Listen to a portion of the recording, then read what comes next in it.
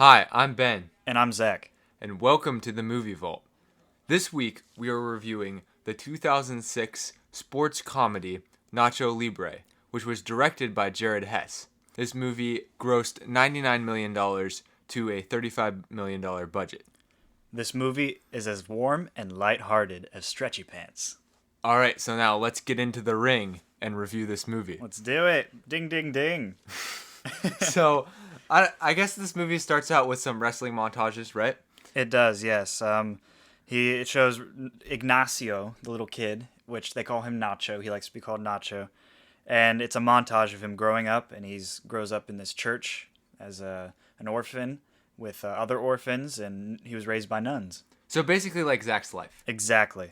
And he gets caught a couple times for wrestling, which apparently is a big no-no in the monastery, so don't do that. But by the time he's an adult, he is still obsessed with wrestling.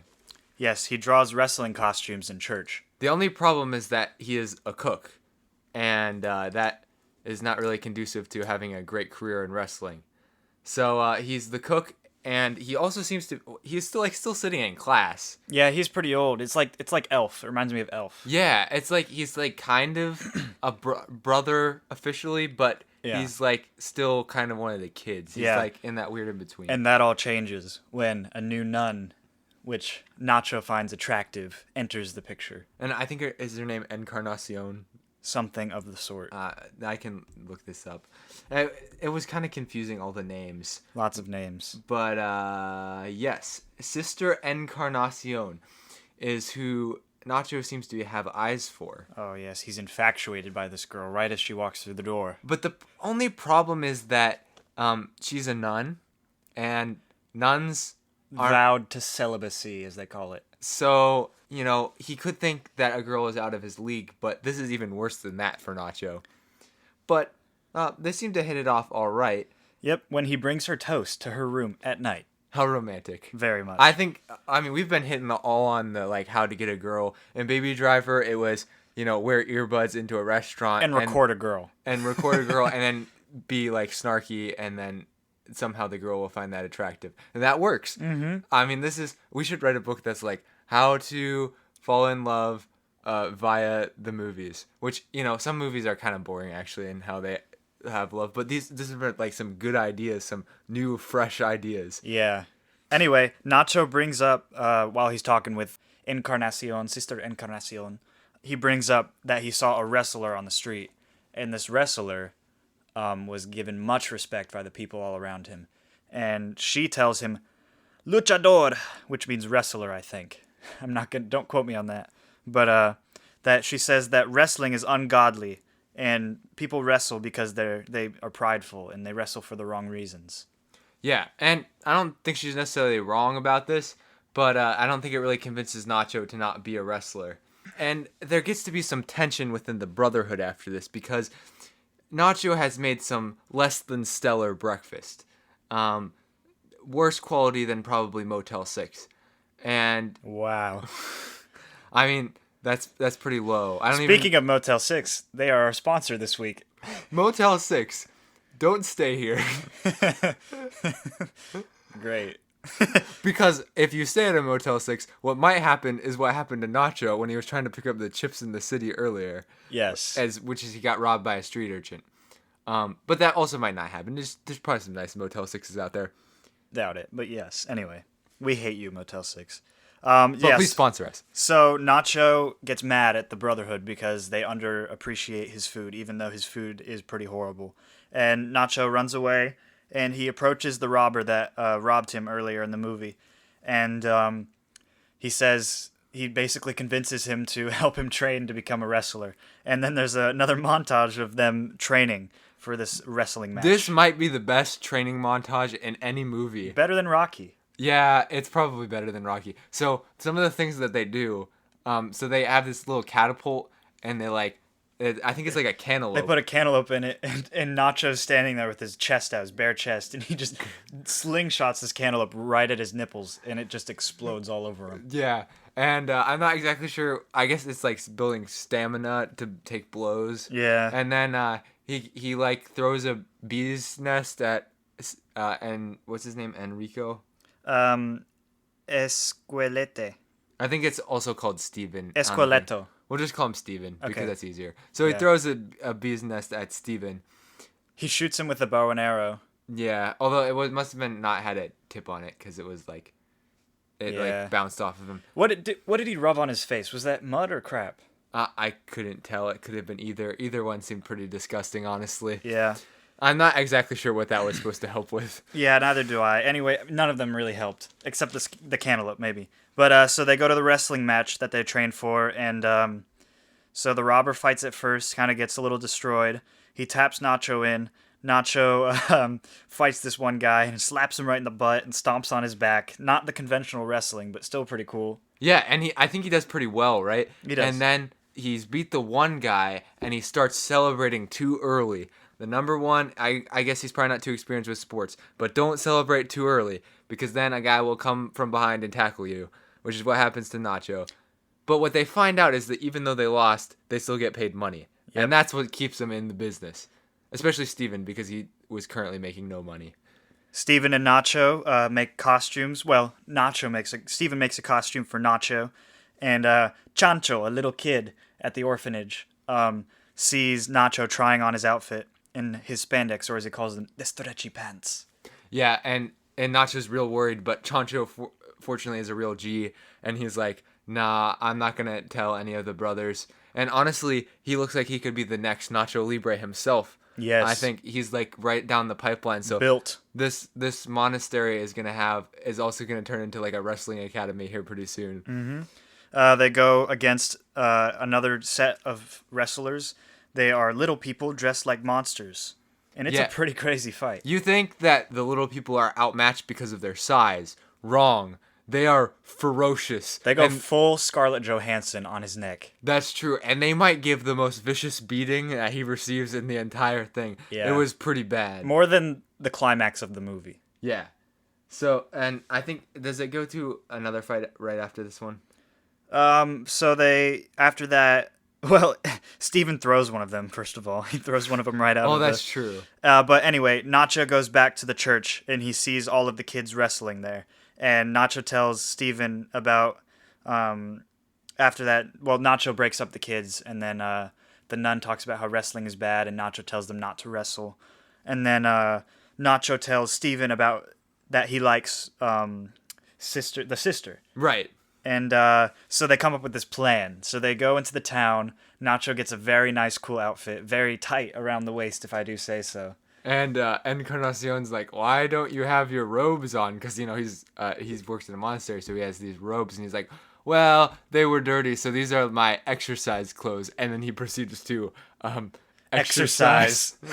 And we see Jack Black is quite the fine specimen, Yes. just to put it lightly. Very much so. And they stage a fight. So, well, they plan to stage a fight. So, Steven was supposed to bring in a bunch of people to fight Nacho, and Nacho was supposed to pretend to win in front of Sister Encarnacion. That way he could take off his shirt. I'm pretty sure that was the main part of it. Yeah, because he still takes off his shirt, even though he picks on the wrong people. Yeah, he just picks two random people off the street and thinks that they're the people who are going to fight him.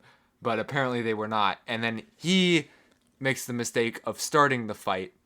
And then he just looks foolish and he gets punched in the face. Before that, though, when he was talking about his clothes, he had one of the best lines I've ever heard. He said, "Beneath the clothes, there is a man. And beneath the man, there is a nucleus." This movie is full of very good quotes. Some of them don't make a lot of sense. Like that one. But they're still funny. Yep. And so anyway, Steven says there's a man who knows how to find eagle eggs. Yeah, so the eagle eggs are supposed to give him special powers. And so we get this random scene where they go out on this boat. Nacho climbs up into this tree, gets the eagle eggs, cracks it, dumps it all over his face in glorious fashion, is pointing towards the sky, and is like, I don't know, it's a very epic moment. And then he dives down. He jumps off a cliff into the water, and it's hilarious. Yeah. What a great moment. But he goes into the next fight, And it's a montage, actually. They Yeah. lose a lot of fights in this next montage. and he realizes that the eagle powers were kind of a scam. Yeah. Nacho sees Ramsey on the street with the orphans, and the orphans want his autograph. So they ask Nacho to ask him, and Nacho asks him twice, and Ramsey beats up Nacho by throwing him to some watermelons or something. And after that, they try to sneak into a wrestling party, in fact. And Steven jumps over the wall to get in, and Nacho pretends to be one of the musicians to get in.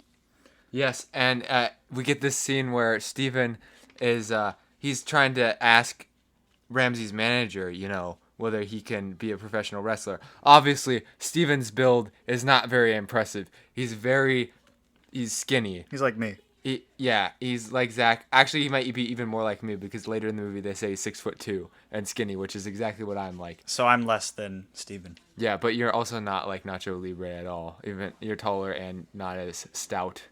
Significantly not as stout. Thank you. And I needed that.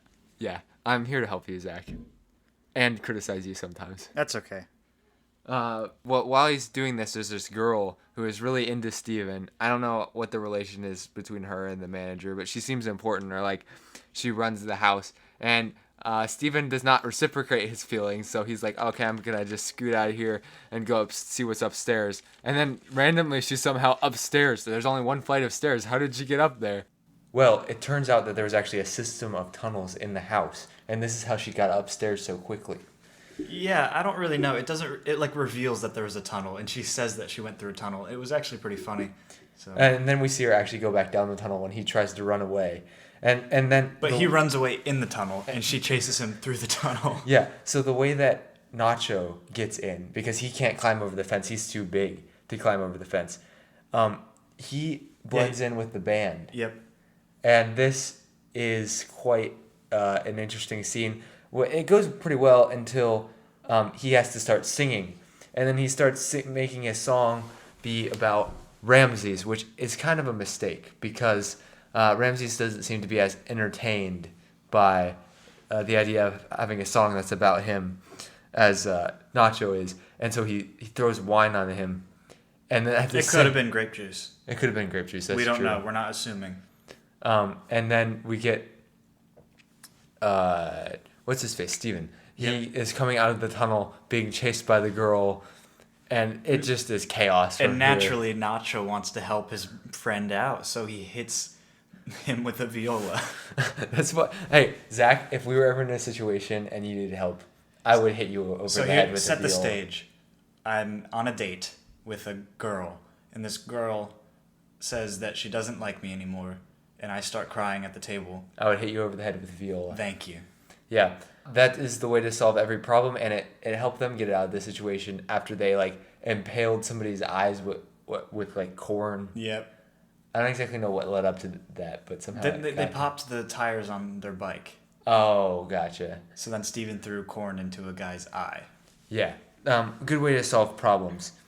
So this obviously has Nacho feeling pretty upset because this was going to be how they went pro. They were going to be good friends with Ramses. He was going to get him in, and that did not happen. So he talks to Sister Encarnacion, and she says that fighting isn't bad if you're fighting for something noble. And Nacho wonders, like, if he's wrestling for, like, himself or if he's wrestling for something noble.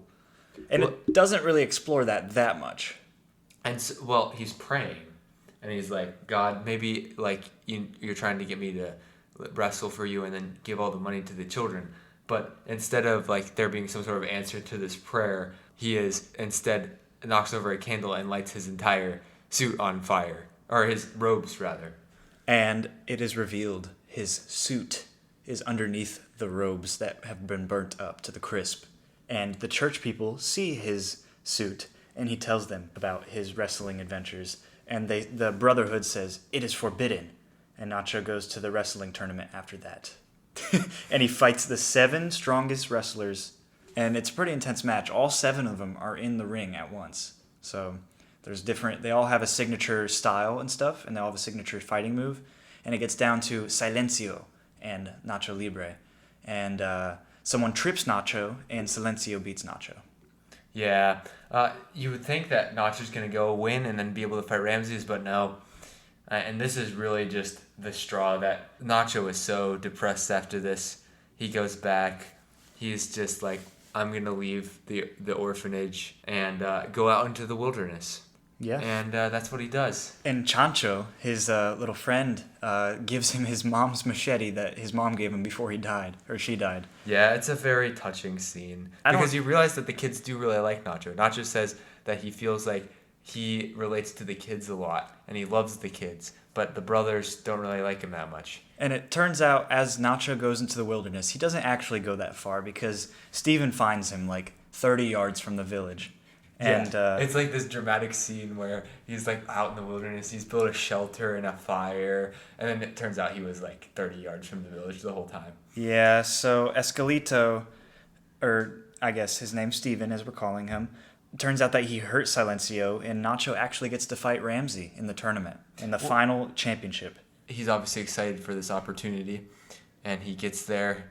He is talking to Steven before the match. He sings a song that he's written for Encarnacion, and then he gets all mentally prepared, and we see Ramses getting all oiled up, and people are like telling him that he's the best, he's number one, his legs are the best, everything about him is the best, and so they're hyping him up, and then we get into the ring.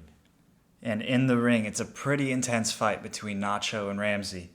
But Nacho, throughout the fight, he's kind of losing. But then he sees that Chancho and Sister Encarnacion have showed up to this match to support him. And this gives him the much needed strength that he has, and he takes the foot off of that's resting on his body off of him, and he twists it, and Ramses just falls over, and this isn't the final blow, but it's the start of a barrage of blows that help lift Nacho to victory. I don't know where he learned all these moves. Probably wasn't from getting cantaloupes thrown at him. It's probably from School of Rock. Yeah, yeah, honestly. And he ends up winning with this epic jump from the stage through the crowd. And he glides with his bare skin. It's a glorious shot. We should go gliding. Yeah. Welcome to the Gliding Vault podcast. In this episode, we're going to glide over Columbus, Ohio. Boo. Boo. I'm yeah, joking. This is a really boring area. Sorry for this part. The next 10 seconds are going to be really boring by the time that I finish this sentence. And so after that, Nacho and Encarnacion seem to have gotten together. So that's so much for a nun. So much for being a nun. She don't want none of that life. You kill me, Zach. I know, I kill you. But and they go out on this bus ride and go somewhere with the kids, and yeah, that's like happiness and all of that stuff. Yeah, happiness, something that's unknown to us. Yeah, as podcasters, this is our job. Yeah, it's kind of our setting is a little bit depressing. Yeah, once again, Ben and I are not in our studio with David. David is again out of town. Thank you, David. Yeah, and, David. Thanks for bailing on us, buddy. We're actually in an abandoned apartment right now recording. Yeah. If you ever get to a low point in life, just think about that you could be two guys who are in college in an abandoned apartment recording a podcast, and then maybe you'll be more thankful. I'm sure that's not the lowest point you can get to, though. We should have called our podcast the Last Resort Podcast. Like, for anyone who needs help and it's their last resort. Because it's ours too. So we'll get to some of the movie ratings on our trademark scale of movie ratings. That still has 9 points now because of score. So I don't know. Did you have any other like takeaways from the movie? I noticed that Nacho is not really. He's like the anti-simp. Like he's in love with the girl, but he never changes his path. He's always doing it for sports. He does what he's passionate about, and he lets that attract the girl to him. He's not like, oh, I don't like wrestling because the girl said that she didn't think wrestling was good. Because eventually he changes her mind on that, apparently. So is she a nun after that?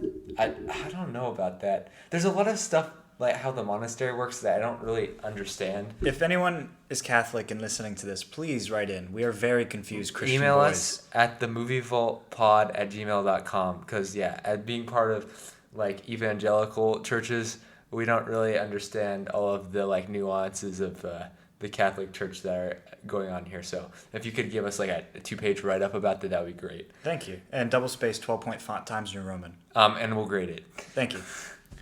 So let's dig right in. Let's wrestle right in. Wrestle right in. To sentiment. Rolling down the hill. Sentiment. Okay. So, you want to go first? 3, 2, 2, 1, 1, 6. 5. Wow, you hated this movie. What do you mean it was a 5? Okay, I watched this movie. Honestly, I like this better this time than the first time I watched it. Okay. So, I feel like it moved up. I think based on like the funny quotes of this movie, the writing, like the lines, the one-liners, I gave it a 6 because like it meant more to me, you know. Yeah. I guess the only reason that I feel like I'm rating it lower is because I'm the same guy who directed this, Jared Hess. He also directed Napoleon Dynamite, and I feel like that movie is far funnier and has better writing than this movie. And so then I was just like, kind of more meh on the whole concept. But we have to go into plot now because we just talked about the plot. So we gotta give our score. Okay, 3, 2, 1, 4. 6. Okay. Wow, you really This hate this did not plot. have that good of a plot. Oh come on, it was pretty good. No, it was not. It's a guy that quits the church to join a wrestling. Yeah, that Career. is not that good of a plot. I will give the writers credit for like making more of this plot than most people could, because I don't know, it's just not that interesting. I mean, honestly, us saying that it's a guy that quits the church to become a wrestler is the entire plot. Yeah. There's nothing more to it. Yeah, although he ends up rejoining the church because I guess they make loopholes for him.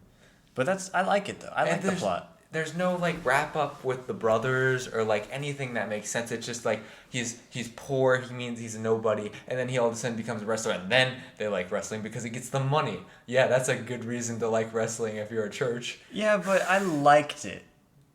Yeah. And everything is about my opinion. And my opinion matters more than everyone else's. Okay. Well, that's not really a good argument, but No, it definitely is. That's just your opinion. yeah, my opinion is more right in this regard. Email us who you think won the arguments that we're gonna have, because I feel like this is not the last one. I'm going to email you, and I'm going to be the only one that emails you this tonight, okay? I hope you know that. I'm emailing you right now, Zach. Really? I'm gonna email you. I'm gonna text you. I would call you, but I'm talking to you right now, Okay. and I'm gonna be like, and I'm right about this.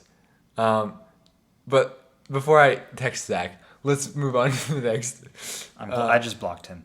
Yeah. Oh. You didn't have to block me in real life. Yeah, I'm sorry. I feel bad now. We're good friends. I'm sorry. Well. I mean, we're like. Okay, let's talk about this off the cast. Anyway, next, The Message. 3, 2, 1, 5. Okay. This is like the most predictable one because we just talked about this. It's like the guy leaves the church and wrestling. We would not suggest leaving the church No. unless it's the wrong type of church that True. worships idols. Character arcs. 3, 2, 1, 5. 6. Wow, I'm giving higher regards up to this Yeah. movie than you are. So what did you think was above average about this character arc? Okay, we got a listener who emailed or like sent us a message and was like, 6 is not above average. But Did they request their name or no? Anonymous? it was Taylor. We're going to out you, Taylor. Taylor, I don't care that it's not above average technically. I get it that if you took how averages and stuff work. Okay, look, listen, Taylor. It's too technical. 6 is above average because it makes logical sense in my head. If you're listening to this, Taylor, who's the one listening and who's the one talking? That's true. Okay? Ben and I are the ones talking right now, so we get to decide what number means what, okay? And right now we're saying that 6 is above average and Yeah. 4 is below average. And if you 5 is disagree, average. then go listen to the movie Vault 2. which I'm starting after this because apparently Ben and I aren't friends anymore. It's been a good run. Yes, 6-episode run. I'm starting my solo podcast called The Movie Vault 3, better than the Movie Vault 2.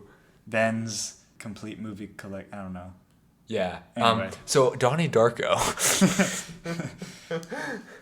Ben, nobody's gonna get that Has joke. anybody heard of Quentin Tarantino? Yeah, Ben does not shut up about Quentin Tarantino. Okay, anyway, next one, cinematography. I gave this and Zach gave this a 7. 4.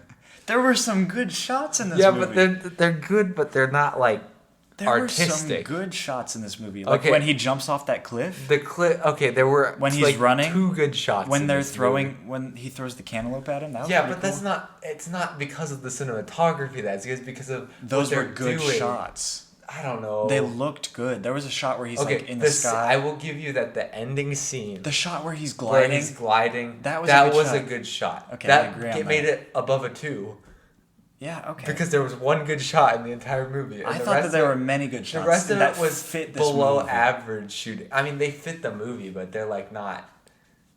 Okay, they're not Once Upon a Time in Hollywood type of stuff, but they're still pretty good.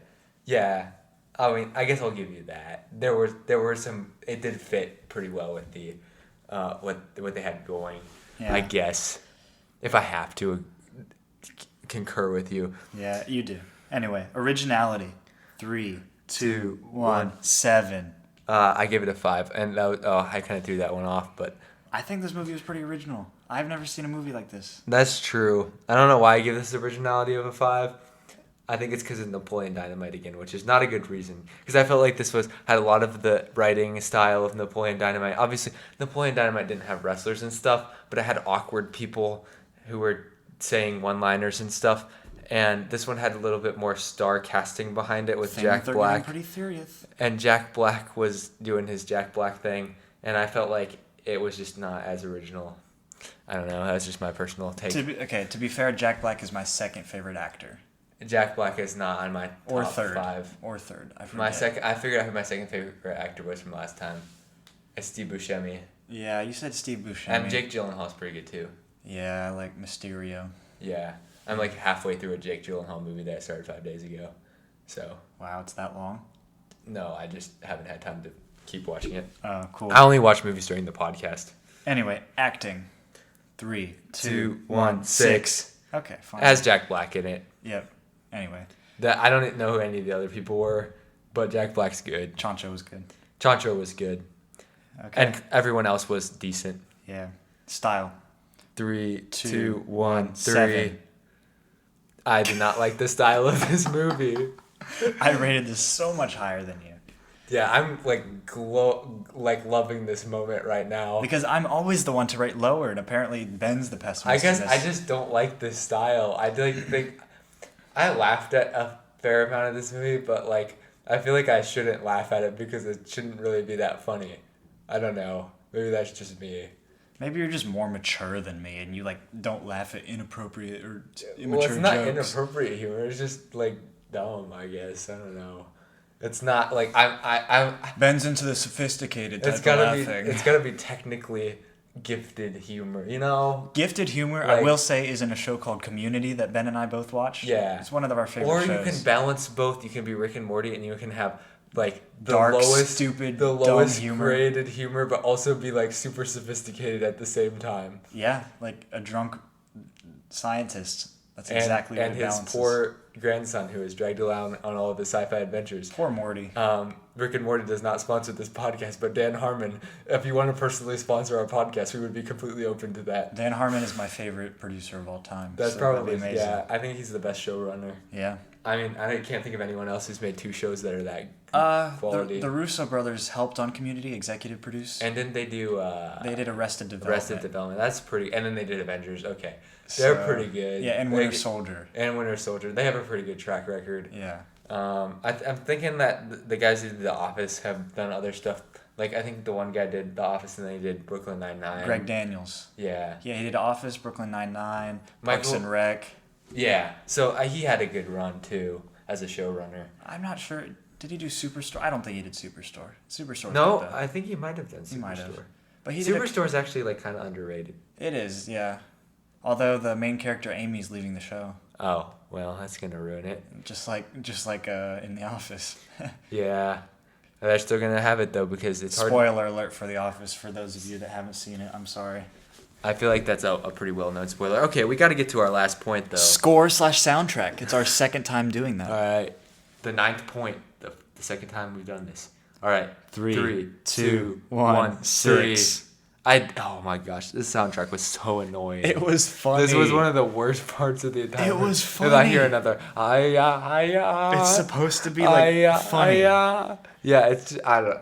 Yeah, but they repeated the same stuff over and over again. I like the soundtrack. Okay, I'm just saying. I guess that's fair to like the soundtrack, but after watching a movie with such a great soundtrack, Baby Driver, and then going to this, like I don't know. I wonder if this will be rated higher than Baby Driver for me. That's actually a legitimately good question. Probably not. I think I gave Baby Driver a 71. We give a total score. So I was 40 out of 90 for 44%. I was 56 out of 90 for 62.2%. And this is a big deal for one reason, and this is my first movie I've ever rated below 50%. Yeah, and this is probably my second highest movie, I think, that I've rated. Second highest or third? I believe you are correct on that one because I think like usual. As correct as usual. Yes. Zach Leewald. Okay. Man, Zach is he's in a mood today, isn't he? Yeah. Well, I guess we might both be. Yeah, we're both in a mood. We're not in our natural habitat right now. Yeah, we're in our very unnatural habitat. It's throwing off the vibes. Yeah. But yeah, that'll get an overall rating that will be like, man, it's gonna be like tight with Once Upon a Time in Hollywood and the B movie. Once we calculate both of our scores and divide them. So we've done 5 movies, so why don't we tell people what the first 5 are rated. So currently 5th is The Notebook, 4th is B Movie, 3rd is Once Upon a Time in Hollywood, 2nd is Good Time, and 1st is Baby Driver. And Baby Driver is the top rated movie that we ever rated, and the percentage is 74%. And yeah, 53% would be the average for this one, so that would make Nacho Libre the lowest rated movie that we have done. Dang it. And that's my fault. It definitely is. And Once Upon a Time in Hollywood is that high because of me too. So I guess we know who's like swinging everything all over the place. Ben is a swing state. Yeah, you never know where I'm going to go. I feel like a lot of people would probably be like, oh yeah, Ben would love Nacho Libre, but I don't know. I feel like maybe I did actually kind of appreciate it more watching it this time than I did last time. Yeah. But yeah, I don't know. It's just not my thing. So any final thoughts, Benjamin? What Jack Black's career?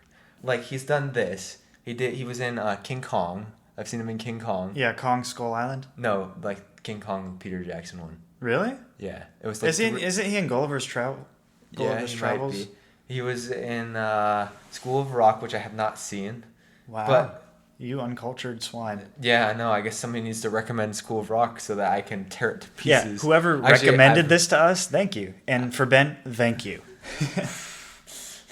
I guess, yeah, Jack Black. I feel like Jack Black is an interesting actor, you know? He is hilarious. He's in an episode of Community, and he is hilarious in that episode. Oh, that's true. He's really good in that episode of Community. Mm-hmm. Very talented. And now he's like a YouTuber, right? Jablinski Games.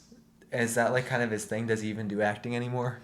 Yeah, Jumanji. Oh, how can I forget? He was great. I've actually never seen the first two Jumanjis, but I saw the next level. And watch the original Robin Williams one. That one's good. You have to honor his life. Legacy, yeah. Robin Williams was in Good Will Hunting. That was a great movie. Excellent role. Oh, yeah. Now we're talking about Robin Williams. That's got to be in my top 10. Best Robin Williams movies? Okay, that's like the only Robin Williams movies I've ever seen. Recommend them if you want me to watch more Robin Williams. Oh, maybe... No, that wasn't... Isn't he in a movie called Hook? Yeah. He wasn't in Ghostbusters, though. That was somebody who, like, I get him confused with. Bill Murray. Oh, yeah, Bill Murray. I don't know why I get... Good old Billy. Bill Murray. And then there's Billy Crystal. He was Miracle Max. Mm-hmm. Wow, now we're getting on a tangent here. Yeah. But yeah, Jack Black, I mean, one of my favorite actors of all time. I love his YouTube channel. He's hilarious. He's always fun to be around. So now the thing is, besides him, who are these other people? I don't know, and to be honest, I don't Sister really care. Encarnacion was Annabelle de la Regurera, who is in the Amazon television series Goliath. Cool. That is awesome. Good for her. And who's the Hector Jimenez plays the like awkward guy, and he was in Epic Movie. That sounds like it would be a great film, right? Sounds epic. And he was in Yo Gabba Gabba. No way. Is he Yo? I'm joking. There's nobody named Yo. I would have actually believed you. He only appeared on one episode. Dang it. That show is so good. Yeah, Nick Jr. I guess that makes sense. This was a Nickelodeon movie. But yeah. It was a little on the inappropriate side for a Nickelodeon movie. Yeah, Nickelodeon getting a little crazy here. Good job, Nickelodeon. We like that. We like people who take risks and push the envelope. I mean, that does make comedy better, right? Yeah, Quentin Tarantino. Yep.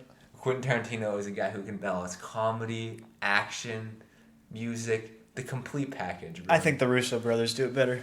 No, they're good at making formulaic movies. So Formulaic, but it's a perfect formula. Really good formulas, though. Yeah, we'll give you that because I don't think I've ever watched a Russo's brother produced or directed thing that I have not liked. Yeah. Very true. But they do balance all the comedy and the action in the score. So, very nice for them. Also, Russo Brothers, if you'd like to sponsor us, we would be very, very happy.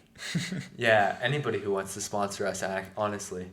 We might turn down some people, but like most people we wouldn't. So yeah, you may have noticed an ad in the past 2 episodes. We are being sponsored by Anchor now.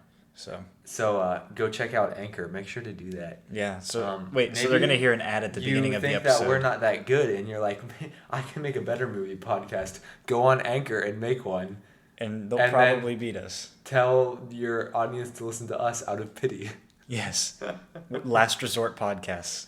That's what I'm going to start calling it. If we ever make a podcast network, that's what we're calling it. Yeah. So that would be fun. And it will be like an actual resort with a water slide.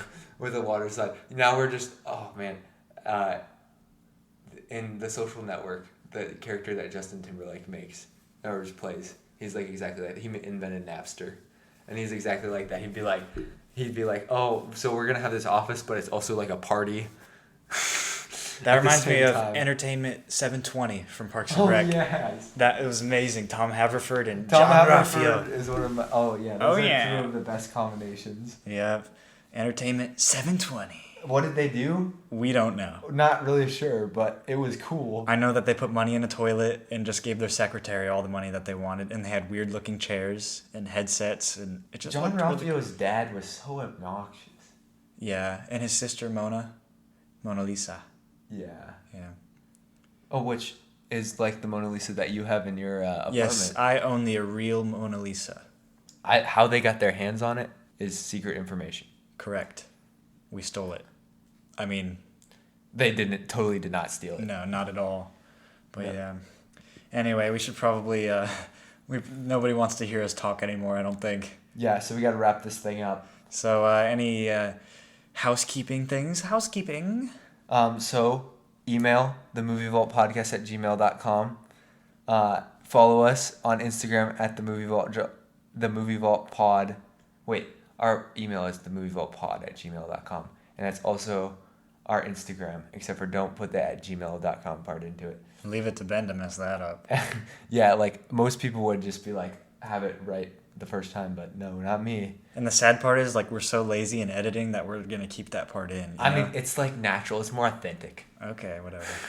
And then follow us on Twitter. So be our first Twitter follower. No, we have one follower now. We have one follower? Okay, be our second Twitter follower at the Movie Vault 1. And then, is that all? Oh, yeah. Send in movie recommendations. Yeah, we've gotten so many, actually. Yeah, we've gotten a lot, but if you want to annoy people who have already sent in their movie recommendations, or like if you really want to get your movie recommendation in, get your friends to listen to it and then get them to email us and send in their movie recommendations, because how it works is that if more than one person recommends the movie, we put it in twice on the list. Also, secret hint, if you send a movie that is like on a streaming service that's easily accessible, we are more likely to watch it because we have separate lists. Yes. Because unless you also send us the rental fee for renting movies, we're probably not going to rent movies every time that we do a podcast because that's not financially smart for us at this current time. Yes, like I said, last resort podcast. So anyway, yeah. Shout out to anyone? No shout outs this week. No shout outs this week. Dang. If you want to be shouted out, just tell us and we'll shout you out. Yeah. Actually, there were some people shouted out. Taylor was. Shout out Taylor. Thanks for nothing. I'm just kidding. No, I'm serious. Thanks for the feedback. Thanks for the feedback and also nothing. Yes. And with that, Yes, it is time to close. Well, no. Before we do that, should we announce what we're doing next week? Oh yeah, of course. Actually, next week we are going to be doing Tenet by Christopher Nolan. So instead of doing a random selection, this was actually an idea given to me by some person, but also it's just very logical now that movie Shout out to theaters Anonymous. are being open again. Tenet has just come out, and I haven't really heard much about it. Don't really know what it's about, but if you're in theaters or it's in theaters near you, so go out, go watch it, and then listen to our authentic reaction to it next week. If it changes, we will let you know on our Instagram. We'll probably do it. If it doesn't work out, we'll just do a random selection. But I think that's all for now. So Yeah. With that, you do it. we will now close the movie vault.